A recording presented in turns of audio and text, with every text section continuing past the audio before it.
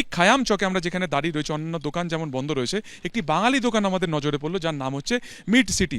12 বছর ধরে ঠিক এই যে রেস্টুরেন্ট, যেখানে পরিষ্কার দেখা যাচ্ছে যে একেবারে বাঙালি থালি সেখানে বিক্রি হয়, আলু ভাজা, আলু পোস্ত, মুসুর ডাল, অর্থাৎ যা ছাড়া বাঙালির খাবার কার্যত রোচে না। শ্রীনগরে এসে বাংলা খাবারের জন্য তারা বেশিরভাগ পর্যটক কিন্তু এখানেই আসেন, কিন্তু এই এক সপ্তাহে কার্যত বদলে গিয়েছে এই দোকানের ভাগ্য।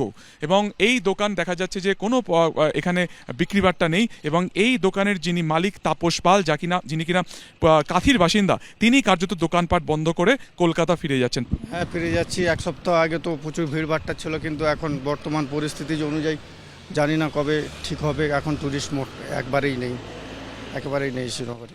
আমাদের 8 জন কর্মী ছিল এখানে, আমরা সবাই একসঙ্গে যাচ্ছি এখন বাড়ি। আশা করি তাড়াতাড়ি শ্রীনগরের যদি অবস্থা ঠিক হয়ে যায়, আমার সবাই আসবো, আমরা এইটুকু আশা নিয়ে আমরা বাড়ি যাচ্ছি। এখন তো বর্তমান চলে যাচ্ছি, কোনো কাজ করবো না। তো এখন কি করবে, মানে বাড়িতে ফিরে যাবে? ওখানে রোজগারের জন্য তো তুমি এখানে এসেছিলে, এত বছর ধরে কাজ করছো এখানে। এখন বেকার হয়ে গেছি আমরা সবাই, ওখানে গিয়েও বেকার।